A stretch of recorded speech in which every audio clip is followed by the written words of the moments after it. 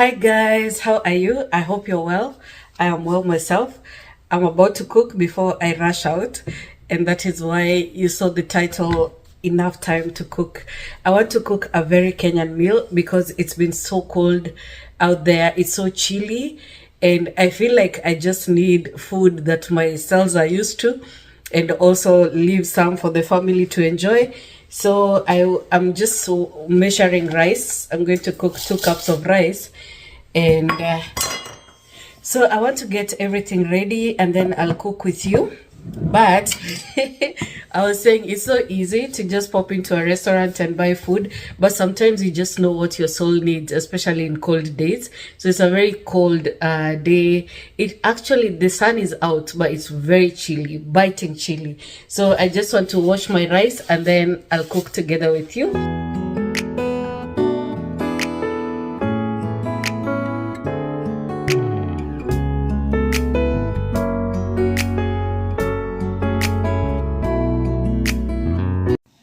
Hey guys, so let's chat as I cook. I'm just making rice and beef stew, the Kenyan style. Not much ado. So I fry rice. I toast it rather. So I'm just doing that with 3 cups of rice and about 4 cups of water. Then I'll cook beef with my garlic and add potatoes later and carrots. You know it already. If you're Kenyan, you know how we do it. Very, very simple. And then I'm just so hungry and I do wanna eat American food. But guys, yeah, so I've been wanting to share this testimony with you, mostly because God has done great and mighty things. I didn't know that when I was crying about not finishing school, not having achieved that, that He had it in plan for me. The course I do is just to finish, right? Because I did about almost 2 years of this course in Kenya. I've always wanted to be in the culinary industry, and whether as a teacher or a chef, there's a time my driving force was to be a chef. And then I met a teacher who said, no, you should pursue being a teacher because first, number one, being a chef is not the best world for a mom. I had very small kids then. And then later she was like, the hotel industry is not the best place, for you because you will feel so scattered. So that there are no chefs out there, but she was a teacher. And she was a really good teacher. I listened to her. Anyway, I never got to finish that because around that time, my husband left for Canada.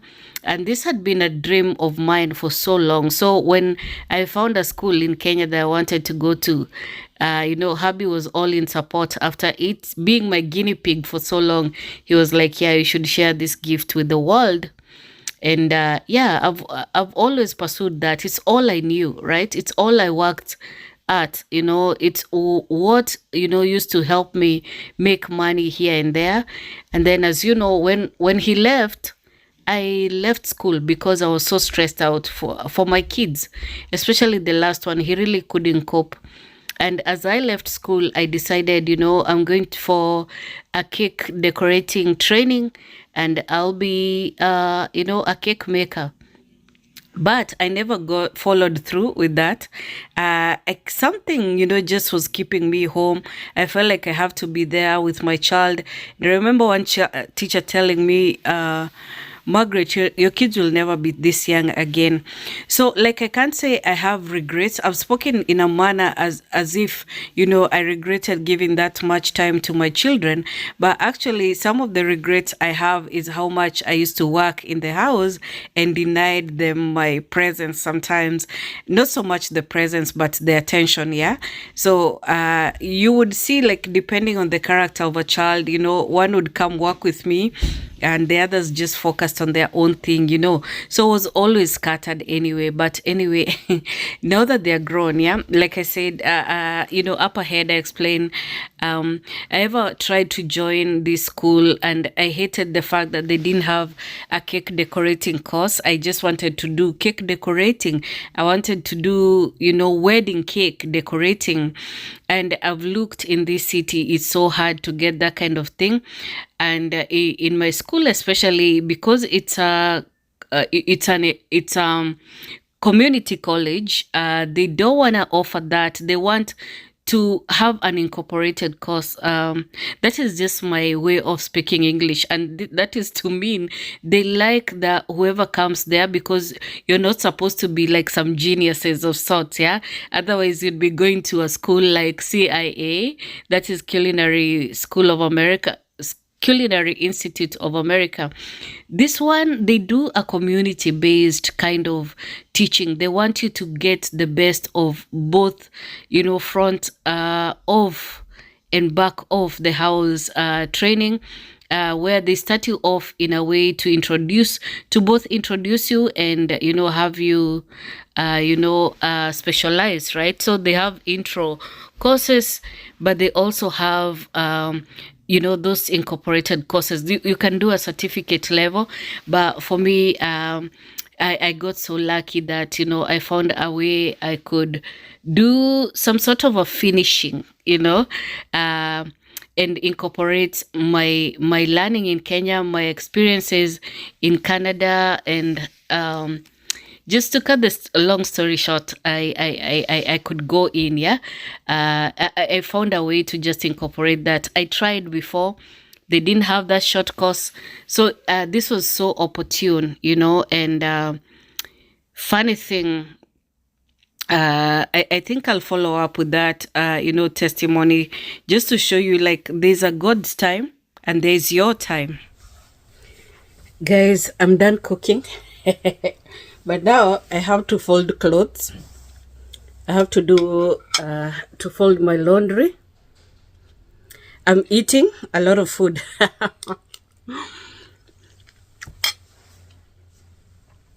And I have just enough time to fold laundry before I rush out.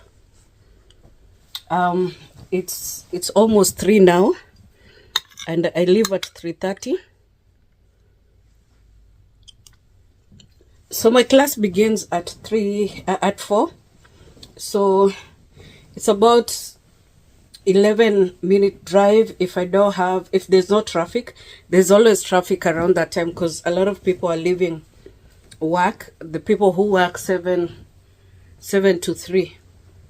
That for most people is first shift. So there's always traffic from 2:45 to about 5:30. So I have to be mindful of time and leave early. I'm attending this class for the first time, so I do not even know where it's being held. I just have the room number. Yeah, so I left work, went to church, came and cooked, and then I'll rush off to class, and it ends at 7.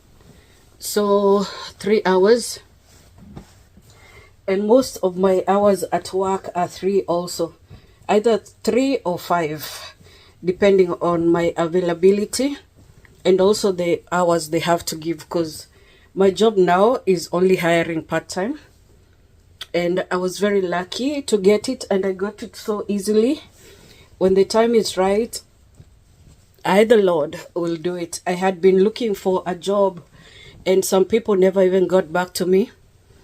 Some people would say they've noticed my resume on Indeed, and I should wait. I remember one job that came back to me that I have experience on, and they say, there's a message for you on the portal. I looked for the portal. The next thing I see is that they hired somebody. It's like that was the hardest portal to access.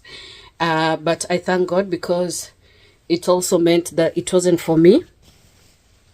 And that is how sometimes you know things are not for you. Anyway, I got this part-time job. When I went in, I didn't know that it was part-time.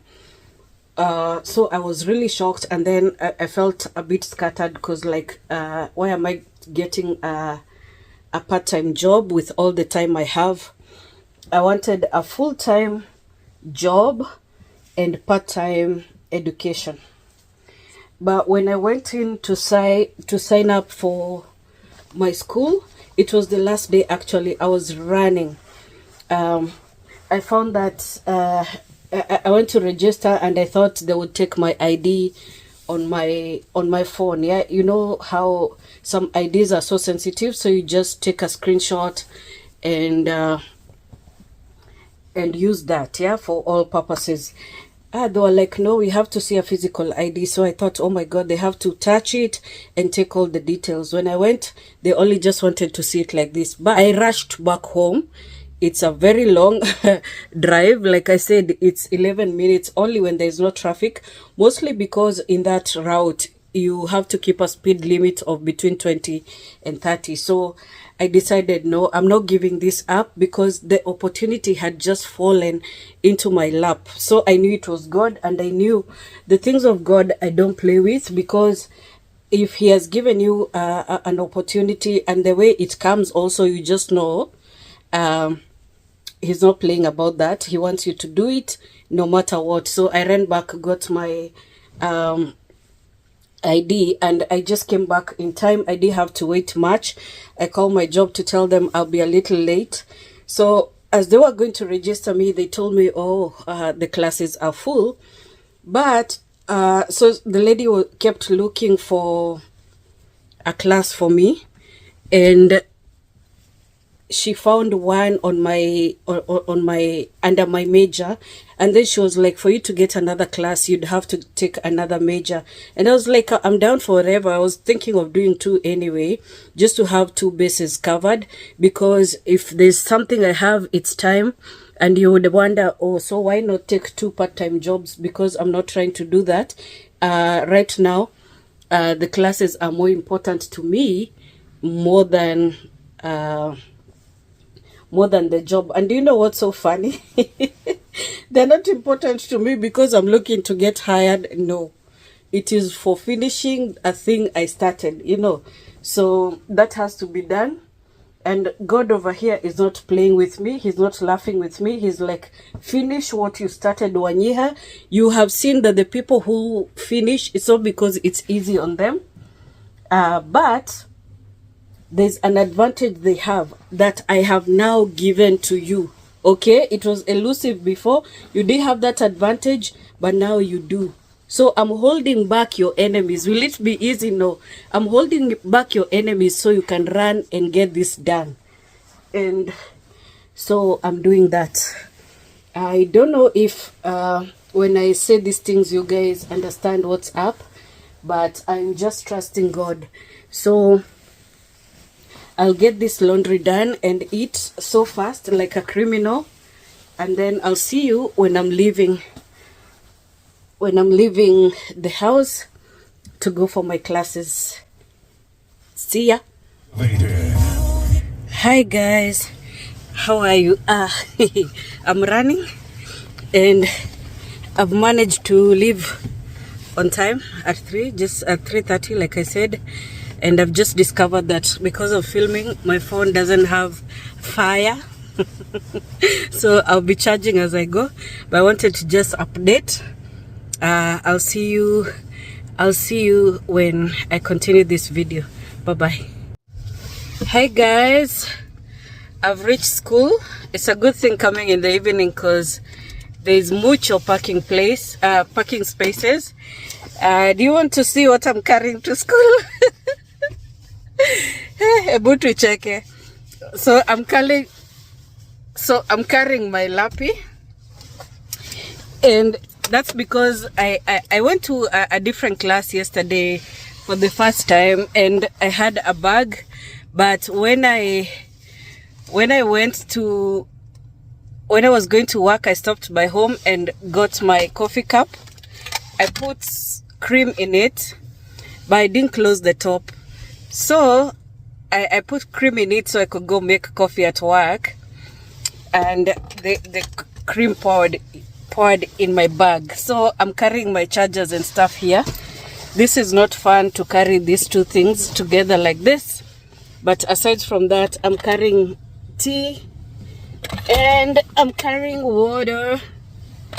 So I'm carrying a lot of things in my hand, which is quite shady, because for a first timer, I have just 9 minutes before I go to class.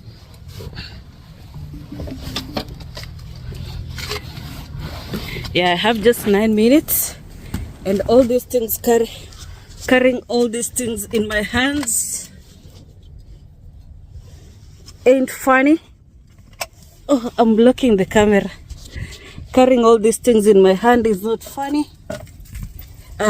But yeah, I got it. So I'll see you later. Bye-bye.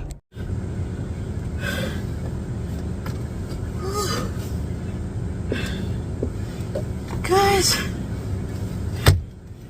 I'm so cold. Wait.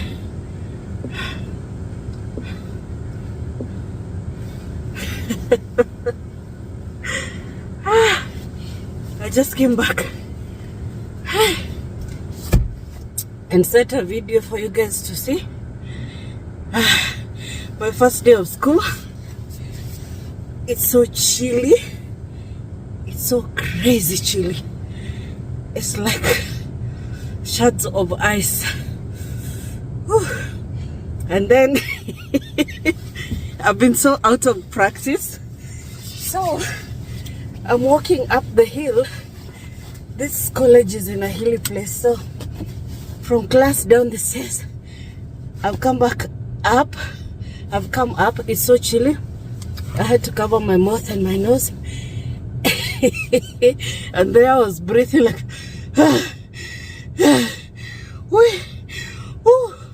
so the guys in front of me, and I wasn't doing that to catch attention, you guys. I was genuinely out of breath, cold. The cold is piercing. Yeah, so until I came up, I was like, hey, I have to set camera for the guys to see. It wasn't even taking a video. But yeah, it's so crazy cold. Now, this is not even my first class.